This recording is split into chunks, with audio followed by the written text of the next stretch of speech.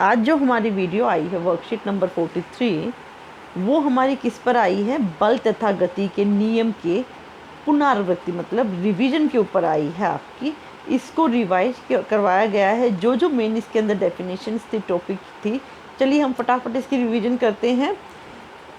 ज्ञान, आपने बल तथा गति के नियम के बारे में अब तक क्या जाना? तो जो जिज्ञासा दीदी अब तक ज्ञान के सब सवालों का जवाब दे रही थी, अब वो ज्ञान से पूछ रही है कि अब तक आपको क्या समझ में आया। तो इसमें क्या है, जिज्ञासा को दीदी को ये ज्ञान बता रहा है। सबसे पहले क्या समझ में आया था हमें? संतुलित या असंतुलित बल।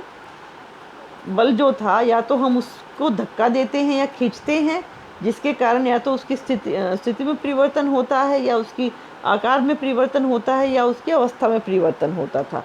अब जो बल था उसका मात्रक क्या था? मात्रक क्या था हमारे बल का? केजी मीटर पर सेकंड स्क्वायर था, या न्यूटन आप बोल सकते हैं, क्योंकि न्यूटन ने बल की डिस्कवरी की थी तो उसने अपने ही नाम पर इसको रखा था। एक न्यूटन की डेफिनेशन बहुत इंपॉर्टेंट है। एक न्यूटन क्या हो जाएगा? जब कोई बल 1 किलोग्राम द्रव्यमान वाली किसी वस्तु में 1 मीटर पर सेकंड का त्वरण ए से दिखाते हैं इसको, उत्पन्न करता है, तो वह 1 न्यूटन कहलाता है। बल 2 तरह का था। कौन कौन सा बल हमने इस चैप्टर में पढ़ा है? संतुलित बल और असंतुलित बल। जब संतुलित बल लगता है मतलब कि दोनों तरफ से समान बल लग रहा है, तो उसकी स्थिति में परिवर्तन नहीं होता। परिणाम क्या हो जाता है? शून्य हो जाता है।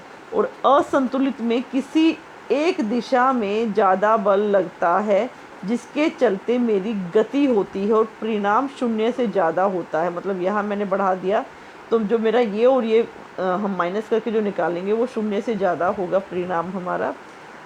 नेक्स्ट हमने क्या पढ़ा था? नियम पढ़े थे बल और गति के। 3 नियम हमने पढ़े थे बल और गति के, जिसमें पहला नियम क्या था?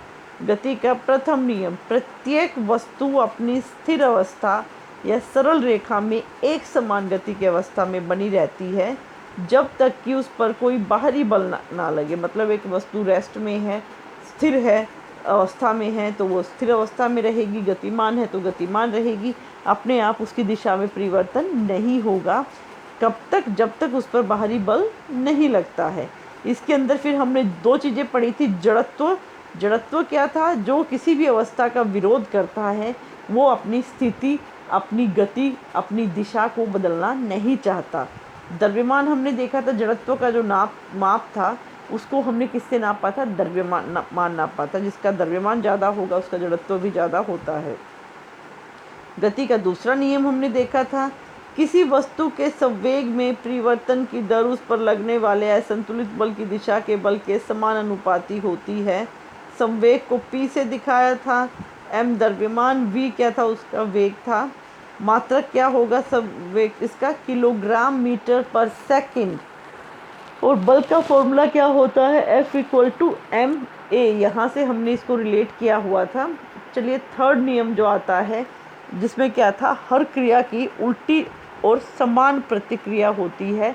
जब भी हम किसी वस्तु पर बल लगाते हैं तो दूसरी वस्तु भी पहली वस्तु पर वापस बल लगाती है, लेकिन दोनों की दिशा विपरीत होती है। इसमें से फिर हमारा संवेग के संरक्षण का नियम निकला था कि जब 2 वस्तुएं आपस में, ये पहली वस्तु ये दूसरी वस्तु आपस में टकराती हैं, टकराने के बाद क्या होता है? इनका जो कुल संवेग होगा वो अपरिवर्तनीय होता है या संरक्षित रहता है। ये देखिए, ये टकराने से पहले का संवेग है आपका, और ये टकराने के बाद का संवेग है, जो क्या है आपका? अपरिवर्तनीय है। चलिए हम फटाफट से क्वेश्चन आंसर्स देख लेते हैं, क्योंकि बहुत ही सिंपल सा आया हुआ था हमारा ये। सबसे पहले इन्होंने क्या पूछा है आपसे?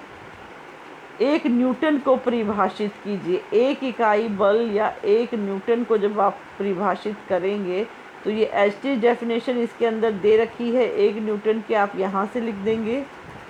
संवेग और बल के एसआई मात्रक लिखिए। संवेग का एसआई मात्रक क्या है? किलोग्राम मीटर पर सेकंड स्क्वायर, और ये बल का है न्यूटन, किलोग्राम मीटर पर सेकंड स्क्वायर। यहाँ पर किलोग्राम मीटर पर सेकंड है संवेग, और बल है मीटर पर सेकंड स्क्वायर, किलोग्राम मीटर पर सेकंड स्क्वायर। तीनों नियम आप लिख देंगे। पहला नियम, दूसरा नियम, और पहला नियम है ये, दूसरा है, और ये तीसरा नियम है आपका। गति के दूसरे नियम के कोई 2 अनुप्रयोग लिख लिए। जो गति का दूसरा नियम है जिसमें संवेग के बारे में बताया गया था, उसके 2 अनुप्रयोग आपको लिखने हैं। ये हमने पीछे वाली वर्कशीट्स के अंदर भी किए हुए हैं।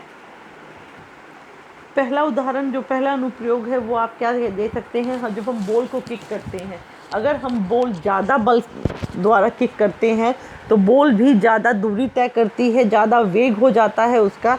तो जो क्या है आपका इसके द्वितीय नियम के अंदर आता है। घोड़ा और गाड़ी वाला उदाहरण भी आप इसके अंदर डाल सकते हैं। लास्ट है जड़त्व की परिभाषा। जड़त्व ये रहा, अवस्था में परिवर्तन का विरोध करने के गुण को हमेशा जड़त्व कहा जाता है। आई होप आपको मेरी वीडियो पसंद आई होगी। Please like and subscribe my channel. Thank you, bye bye, have a nice day.